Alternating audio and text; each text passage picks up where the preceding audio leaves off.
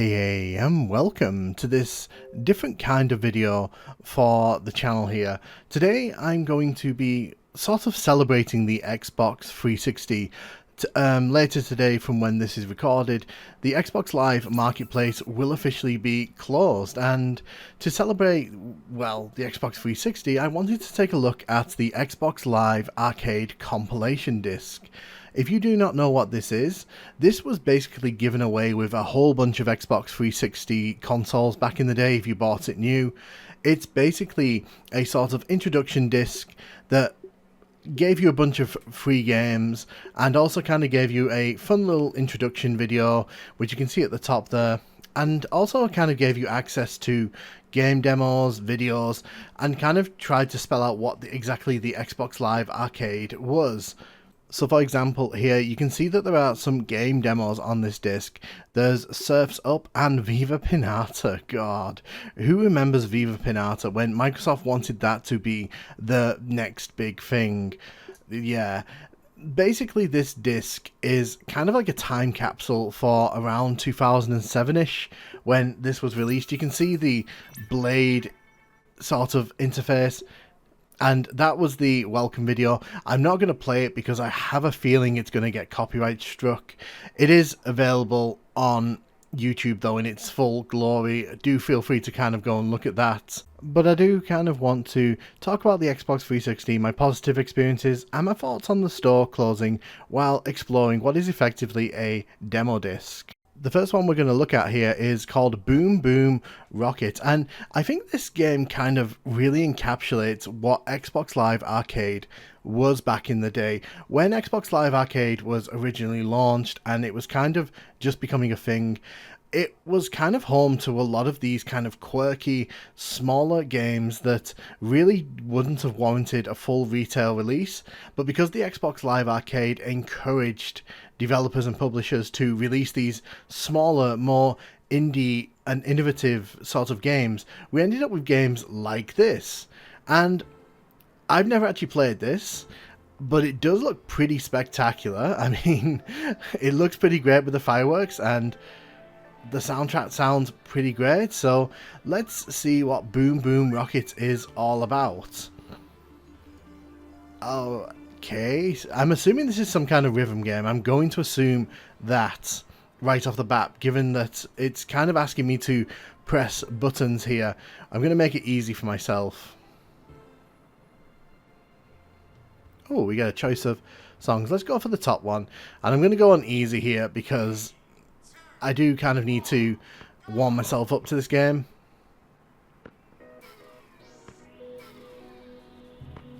Okay. So it looks like I have to press the buttons around when they hit that line.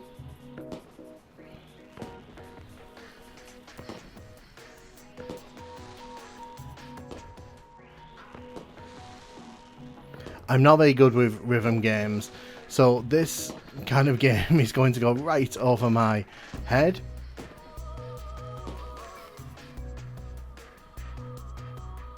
For many gamers though, this would have been one of the first things they put into their Xbox 360 and actually played, and it is a gorgeous looking game, even if there's not that much going on.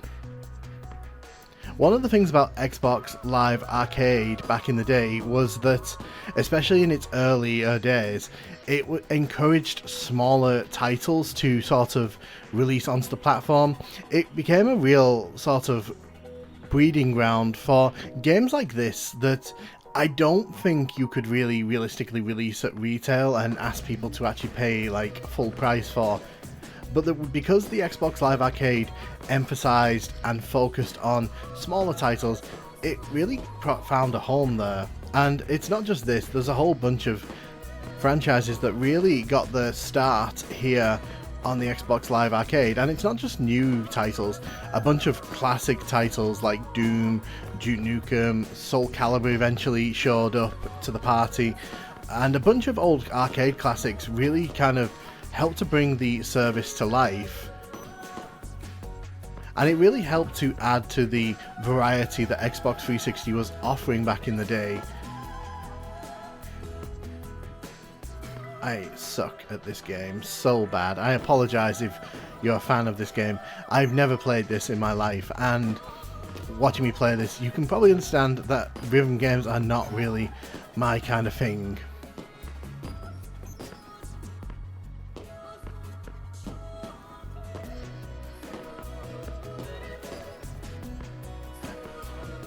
The main thing with this disc though is that you get these games fully included, so these are not demos, these are actually full-on titles that you can play at your leisure, and you get to own them. I don't think you can install them to the console. I think they are just on the disc, so you don't get to download them and keep them to your account. I did okay there, I think. I don't think I did amazingly, but oh, we got achievements. Lovely. Who remembers when achievements were a new thing as well on Xbox 360? Gosh. It's kind of sad, really, because as the Xbox 360 kind of moved through its life cycle, Microsoft started putting less emphasis on the arcade, and they kind of opened it up to even bigger games that, in my opinion, weren't quite what the arcade should have been about. And what ended up kind of happening, they ended up kind of emphasizing the marketplace more rather than the arcade. I'm going to try on the harder difficulty here. Oh, no.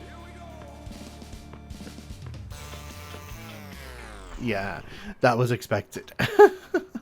Okay, definitely not. I'll try one more time, but I'm definitely not expecting great things here.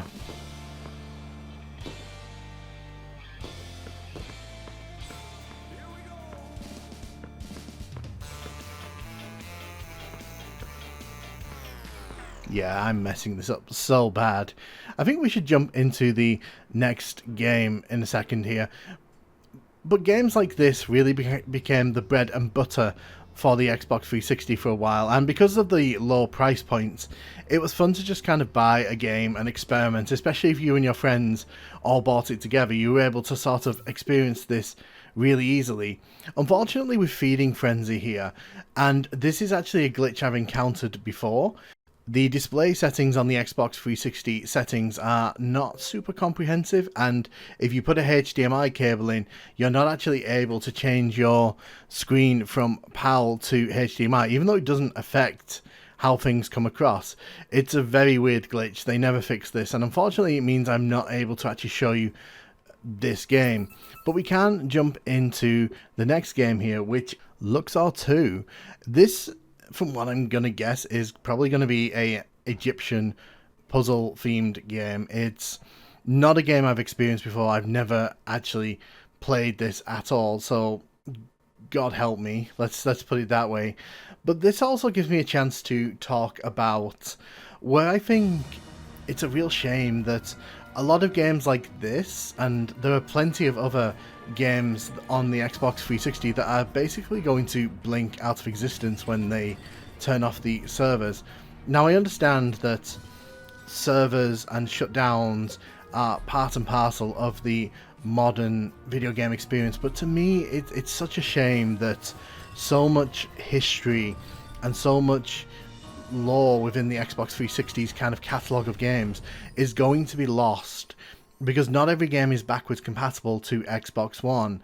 And when I was looking over the list of games that were on sale, quite a few of them were sort of games that you won't be able to buy officially once the store closes. And once the servers go offline, that's pretty much the end of those games existing. You can't get them any other way if they weren't released physically. So this game, from what I can see, we have to sort of get like 3 in a row, as this sort of weird queue of gems makes their way around the level here. I'm laughing because the concept itself is completely absurd and I love it. We're playing on the easy difficulty here. Again, puzzle games are not really my go-to.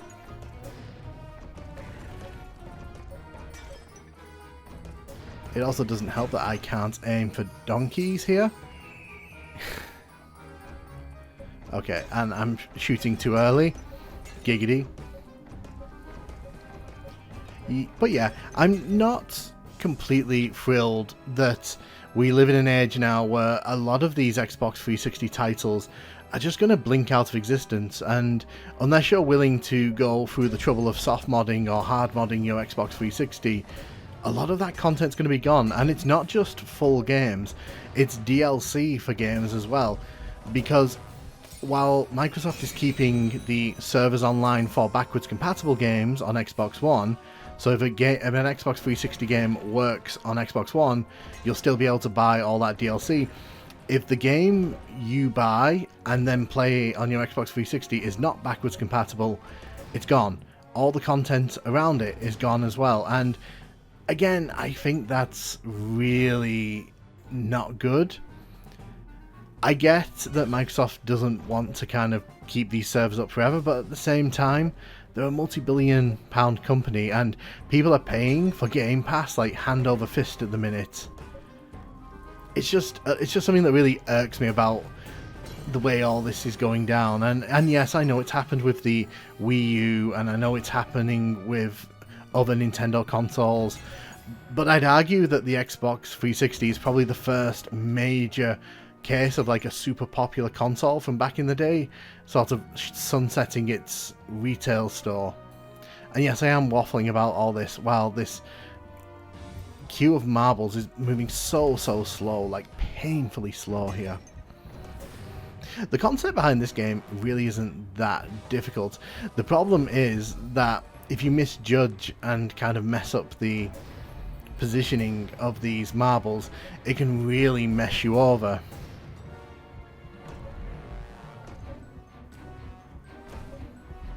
I have plenty of good memories though of the Xbox 360, going all the way back to launch. If you were there at launch, you had a choice of a core console or a premium console. I think it was premium. And if you bought a core console, you didn't get a hard drive, which meant you couldn't buy arcade games because you needed a hard drive to store all those games on. You could get memory cards, but those were not great. And I remember that trying to get our hands on a premium was an absolute nightmare, and the hard drives were priced so expensively, so expensively. I'm going to do an endurance here, I think. I want to kind of just see how long I can go here. And let's see if we can make an endurance last a while here. I think like a year after they launched the Xbox 360, they changed the core to the arcade, and I think that's where this disc sort of started appearing in the wild. I never got this disc. I never actually played this compilation disc until now. I literally bought this off eBay because I was very curious to see what it was about.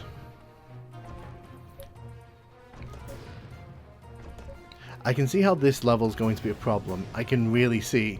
And you can see the second load of marbles has started filtering the way through. We need to move pretty quickly here to stay ahead of the mess that's going on. It is sad to me as well that the Xbox 360 is kind of shuttering here, because I have so many great memories of just experiences on there.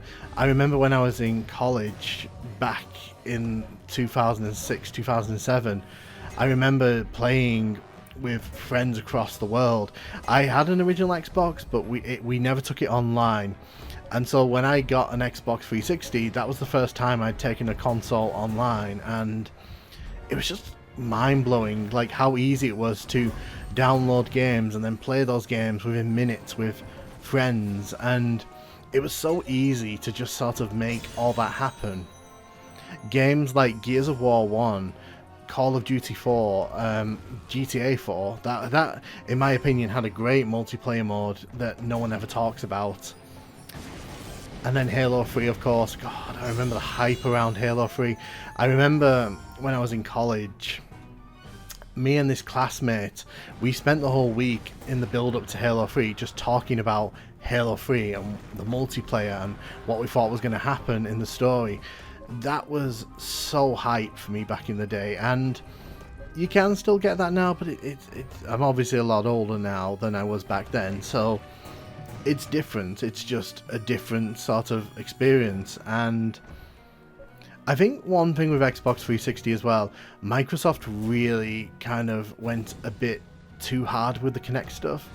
It's fun looking back now, but towards the end of the Xbox 360's lifespan, they really wanted the Kinect to be the next big thing, and it's kind of crazy how hard they went with that and how it really kind of messed them up when it came to Xbox One. They didn't read the room with it, I think, on Xbox 360, that people weren't that impressed. By the way, I am enjoying this game. It is actually pretty addictive. Once you kind of start playing and you get into it, this game really does have a really fun gameplay loop. Although I can tell you, I'm probably going to start messing this up very soon, because there's a lot of pressure on me now and I am messing up here. Another thing with the Xbox 360 that people kind of forget about was those faceplates. Oh my god. So, faceplates, if you don't remember, were kind of one of those big things that Microsoft pushed for like 6 months at the start of the Xbox 360's lifespan. The idea was that the front of the Xbox 360 console could be changed. I'm gonna fail so bad here. This is definitely gonna be the end here.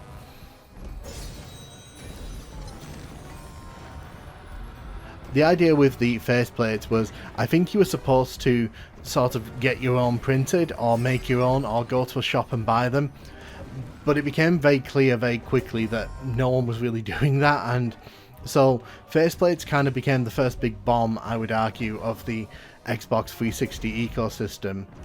I mean, if you don't include the whole disaster around the red ring of death, which, yeah, that was a major problem, and I'm not going to tell you how many consoles I ended up going through back in the day, but suffice to say, it was very close to double digits. I remember with my group of friends, it kind of became a running joke that at least once every few months, one of us would be down and out for at least a week or so and unable to join our gaming sessions because the game would not be playable because the Xbox 360 would have gone down.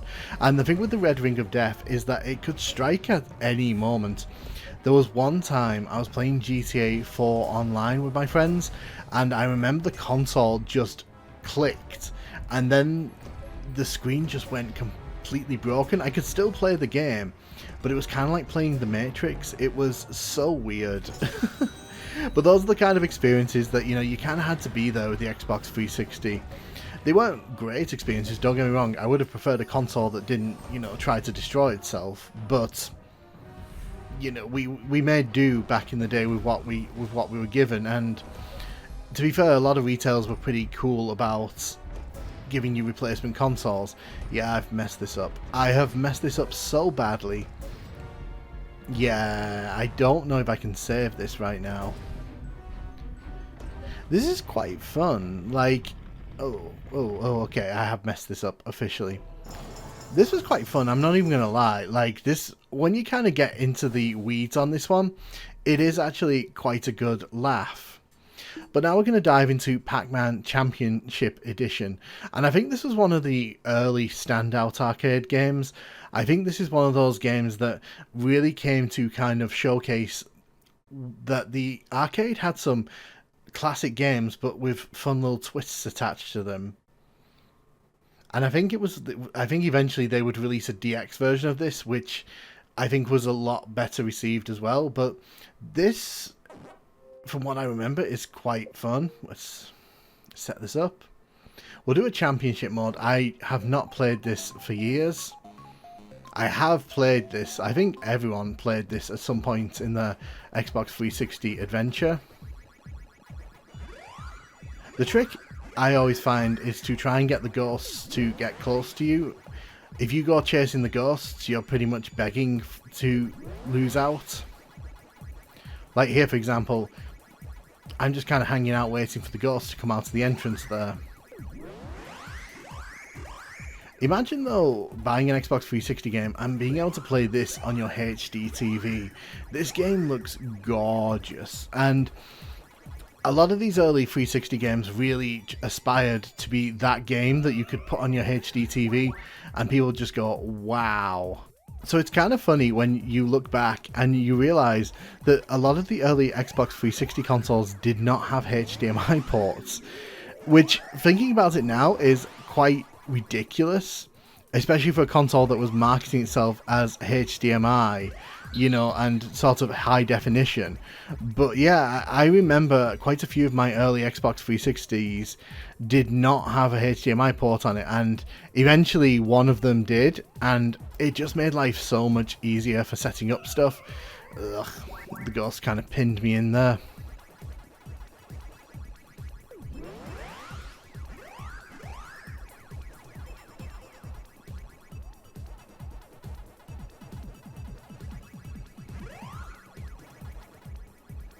And of course, you had a lot of classic games on the arcade as well. I know that it were pretty okay at getting some of the games out. I know Wolfenstein 3D turned up on the Xbox 360, as did Doom 1 and Doom 2. I don't think any other id games turned up on the Xbox Live Arcade. I don't think Quake ever made it, unfortunately. Although, interestingly, Quake 2 you could play if you bought Quake 4. It came as a bonus in that compilation, which was interesting.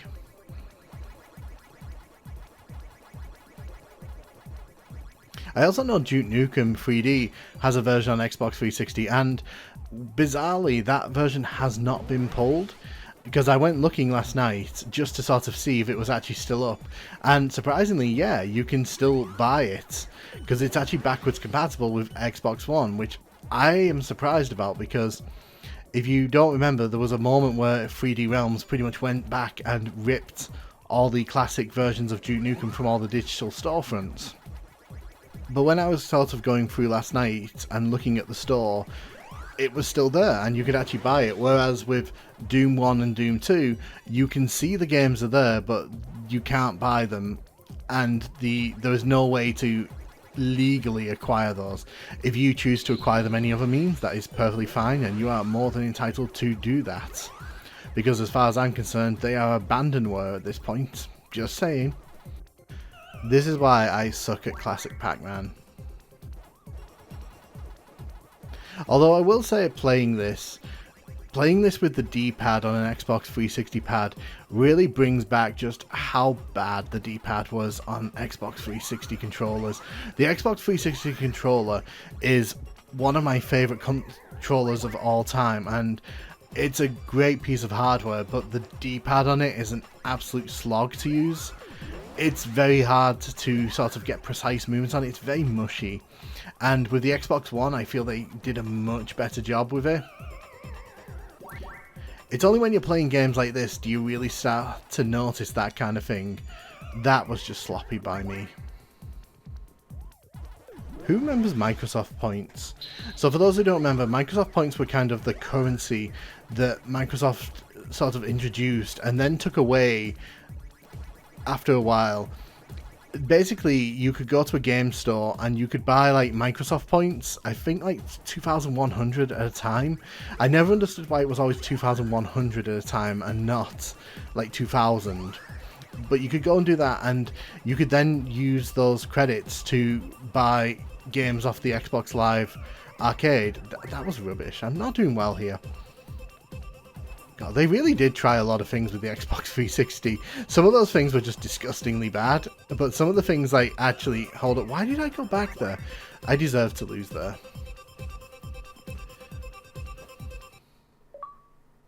I got some achievements at least. Didn't do too well in my opinion, but I'm just showing off the games here and just kind of vibing to the old school theme and feeling. Oh, it even lets us see a replay. That's pretty neat.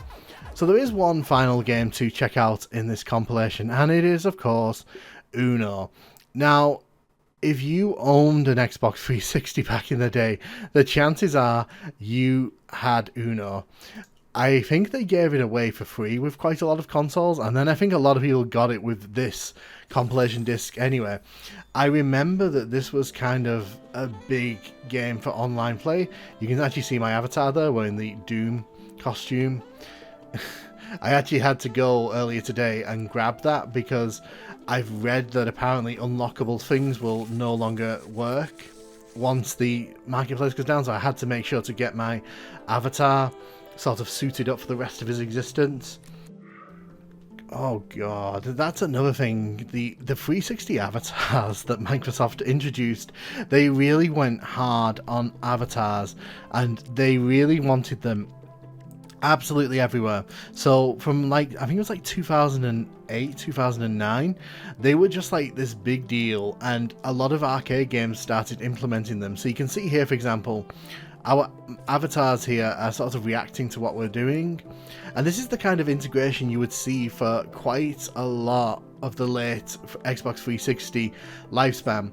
A lot of these kind of avatar implementations weren't really super deep, but I think it was to sort of add a bit more personality, because Nintendo obviously looked at the Mii's over on Nintendo Wii and said, what if we did that, but in HD? I don't think they were a terrible idea, but I have to also say that I remember hearing back in the day that like apparently they couldn't be in like certain types of games, and so they always just kind of never turned up in the games I was playing back in the day. And as well as the marketplace going down, I think the avatar marketplace is going down as well tonight, which again, it's kind of sad when you think about it. There's a lot of content on there that even if I didn't personally use or make use of, there's like rewards from games, for example, that are just not going to work anymore. And to be honest, getting this ThatNukemGuy suit from the original Doom games, it just looks really cool, and you can kind of understand what Microsoft was shooting for when you sort of see this kind of thing, because it is really nice to look and just kind of see the ThatNukemGuy suit there.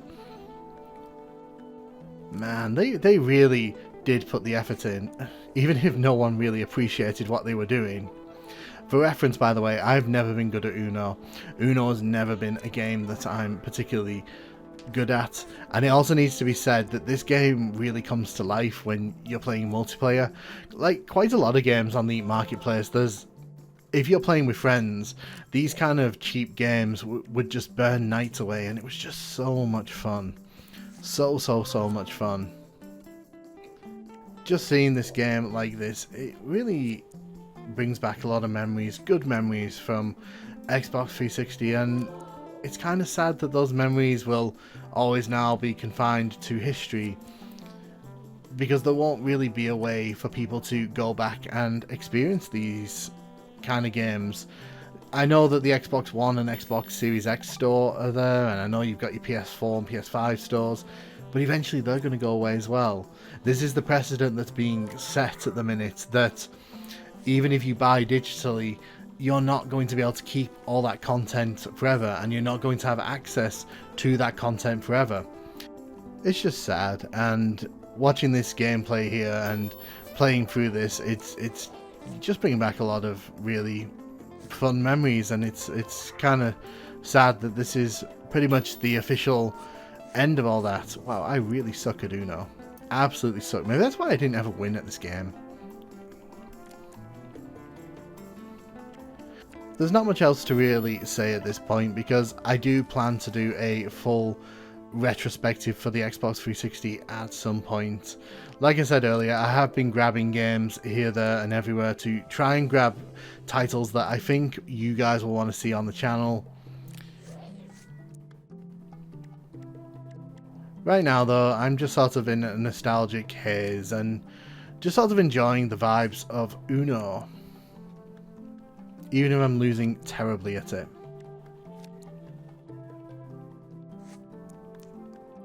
I think I'm going to leave my commentary here, to be honest. There's not a lot I really want to add to proceedings, but all I really have to say is the Xbox 360, for me personally, was a very important console. It's one of my favourite consoles of all time, and honestly, I'm really sad to see the day has arrived where it's basically been retired. But progress, and that is life in general. Things move forward. I just hope that in the years to come, the Xbox 360 is remembered very fondly, because it was a very, very fun console when you weren't getting red ringed. But But yeah, thank you so much for watching, and I'm going to leave this to run until the end of the game, just in case you're kind of curious who's going to win. Spoilers, probably not going to be me at this point. Oh no, I don't even need to. Anyway, thank you so much for joining me on this nostalgia tour of the Xbox 360, and yeah, see you in the next video.